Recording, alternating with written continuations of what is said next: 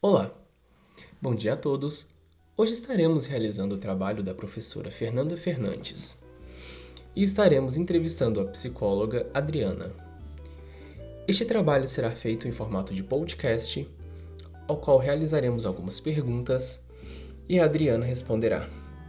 Esperamos que com isso consigamos tirar o máximo de dúvidas possíveis em relação ao seu trabalho, o seu dia a dia, entre outros. Este trabalho está sendo feito por mim, Pablo, José e Eduarda. Esperamos que gostem e fiquem com o podcast.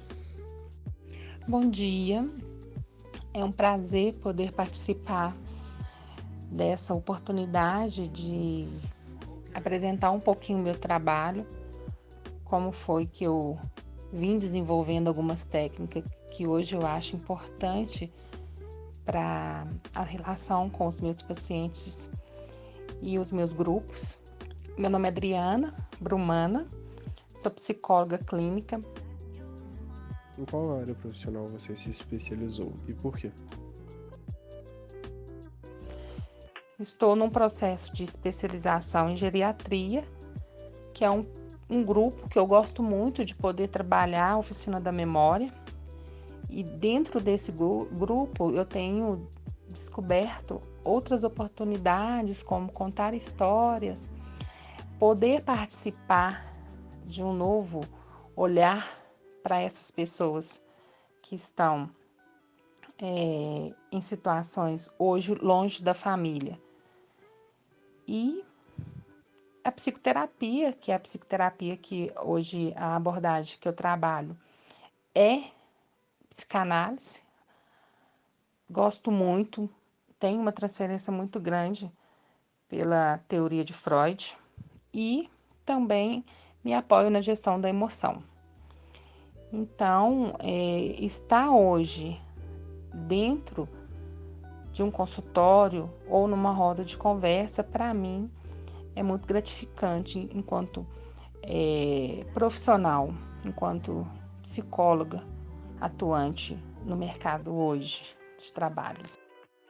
Qual a faixa etária mais comum dos pacientes que você atende?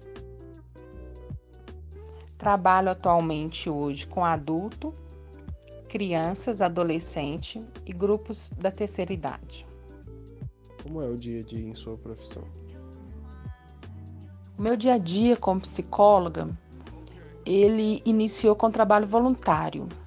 Eu me formei na PUC do São Gabriel, comecei a atuar em estágios de atendimento, fui para o Bem-vinda, trabalhei lá como no período de estágio no atendimento a mulheres em situações de violência doméstica e tive a oportunidade de começar a fazer terapia num momento da minha vida muito delicado e entender que a psicoterapia era de grande importância na formação do psicólogo. E aí a oportunidade veio junto com o meu processo terapêutico de poder estar nessa clínica que hoje eu estou ainda prestando esse trabalho à comunidade. Eu tive a oportunidade de que as portas se abriram ali para mim e junto de um projeto social. O projeto social é de um vereador do bairro São Gabriel e ele ali com o intuito de ajudar a comunidade, de ser solidário com o outro, junto com a minha vontade também de poder trabalhar em prol da nossa comunidade, iniciamos um trabalho voluntário. O que é esse trabalho voluntário? Era um trabalho onde a pessoa que precisava, o paciente, ajudava com uma ajuda de custo para o projeto, dentro das suas condições, e ali então se iniciava o processo terapêutico. Ficamos ali em média 8 meses, foi aonde eu também tive a oportunidade de ir para a clínica Bem-Estar, que é onde eu comecei a clinicar e comecei a ter contato aí com pacientes que foram conhecendo o meu trabalho, que foram divulgando a pessoa, a profissional que eu fui me tornando e aonde eu cheguei, onde eu estou hoje, com essa oportunidade de poder estar fazendo a psicologia. O meu dia a dia, ele é muito complexo. Eu tenho uma agenda de atendimentos hoje, em média, 8 pacientes dias, incluindo a roda de conversa. E atuando hoje na psicoterapia individual, tem como atuante os cursos online que vão me capacitando para que eu possa, além da minha formação, né, da minha graduação,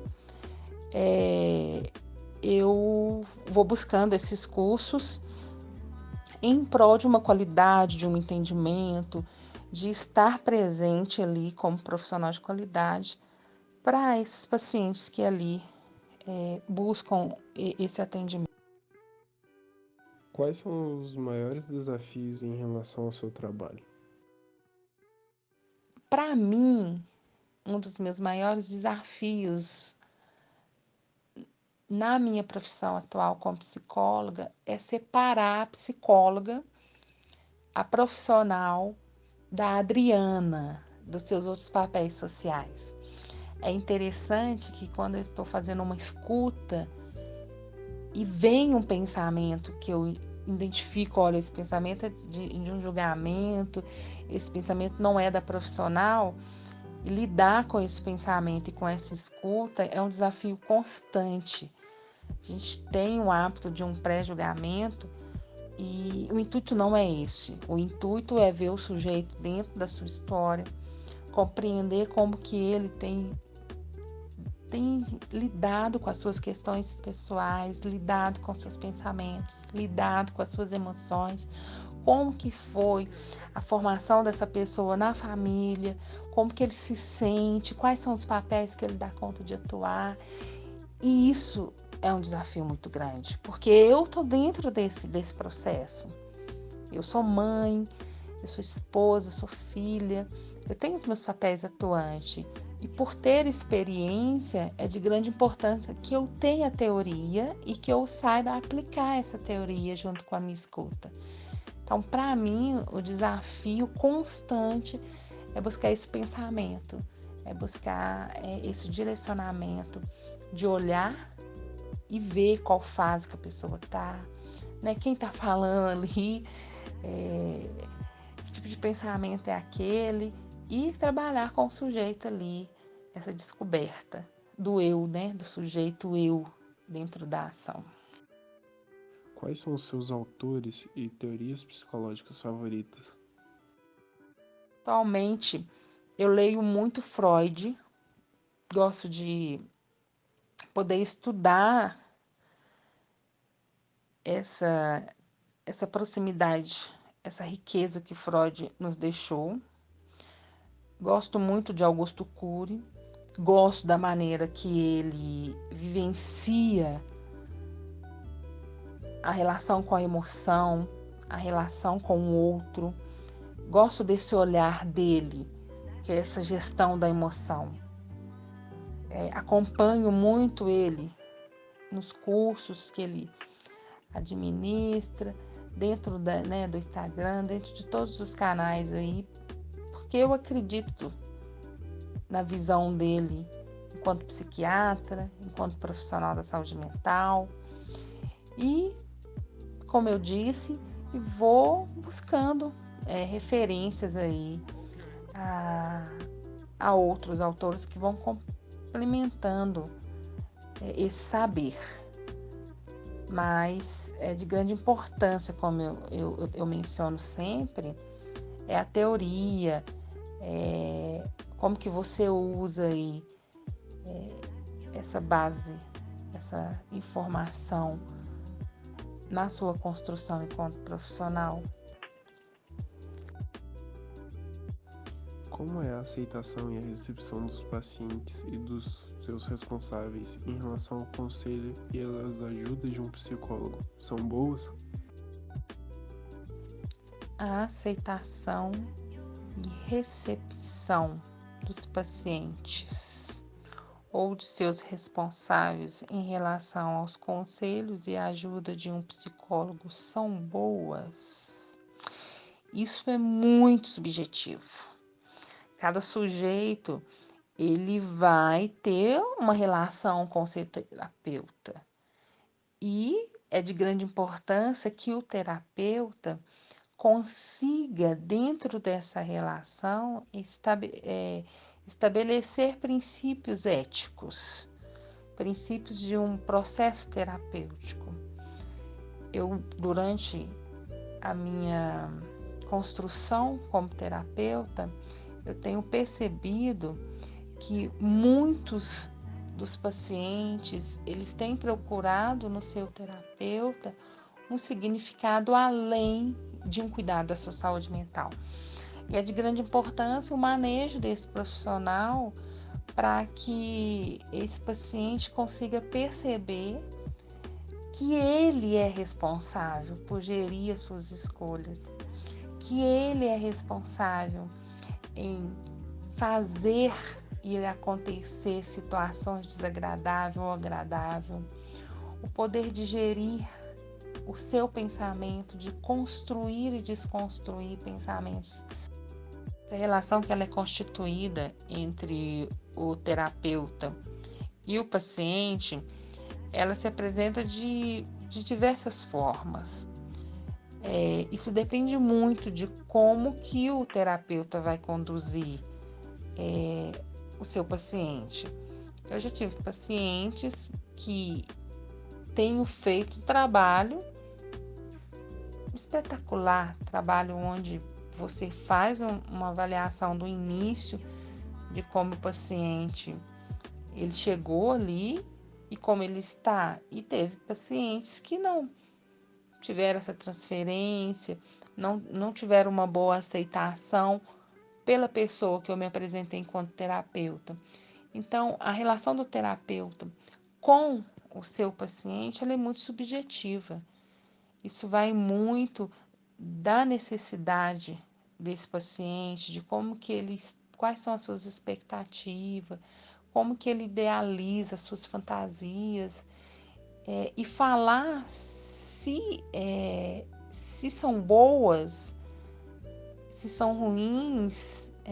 Eu me vejo numa situação delicada, porque eu penso que cada momento tem que ser avaliado com muito carinho, com muito respeito, e entender que tem momentos que não vai haver essa transferência, não vai haver, né? E eu sempre busco trabalhar o porquê, eu sempre busco entender ali qual foi minha participação nesse corte. Eu queria agradecer muito a oportunidade de falar um pouquinho aí sobre a minha convivência, a minha vivência como profissional da área da psicologia. É uma área fantástica, é uma área que eu sugiro quem gosta, quem tem, né, essa fascinação aí pelo funcionamento da mente, que faça seu investimento, que busque o foco, que busque aí suas determinações e construa sua história. Lembrando, como mesmo o nosso Augusto Cury menciona sempre nas palestras dele, que você conheça o biógrafo da sua história, que você faça parte dela, que você consiga compreender que você pode ser o gestor, que você pode ser o escritor da sua história consciente, mas isso demanda um processo terapêutico. Um abraço a todos, que a minha participação possa contribuir aí no dia a dia de cada um de vocês. Deus abençoe a todos. Qual a importância do Código de Ética do Psicólogo? Falar sobre a importância do Código de Ética da Psicologia é falar de um conselho onde ele vem construindo o saber, construindo junto com os profissionais da área esse lugar da ética, desse cuidado com o outro, dessas diretrizes, dessas normas, dessas leis que estão estabelecidas para o contato, para o cuidado com esse paciente. Então, falar de um conselho, falar de um código de ética é dizer daquilo que me representa, daquilo que eu acredito que deve ser feito para um bom trabalho.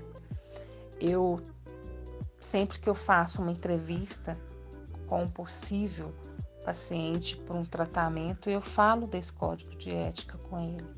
É onde eu vou passar segurança, é onde eu vou mostrar para ele que existe todo um parâmetro legal para que ele possa se expressar ali livremente, sem ser julgado, sem ter medo da exposição.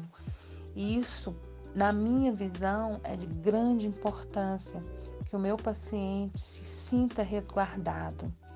E o código de ética é isso, dentro, de tudo que ele traz ali, de todas as diretrizes, é trazer essa segurança para mim enquanto profissional, porque eu vou estar resguardada por um padrão, por uma ética profissional, e o meu paciente também. E isso traz esse conforto dessa relação. Então, no geral, é isso. Agradecendo especialmente a nossa participante, a psicóloga Adriana, aqui pelo tempo e pela sua participação. E espero que todos tenham gostado. Até a próxima.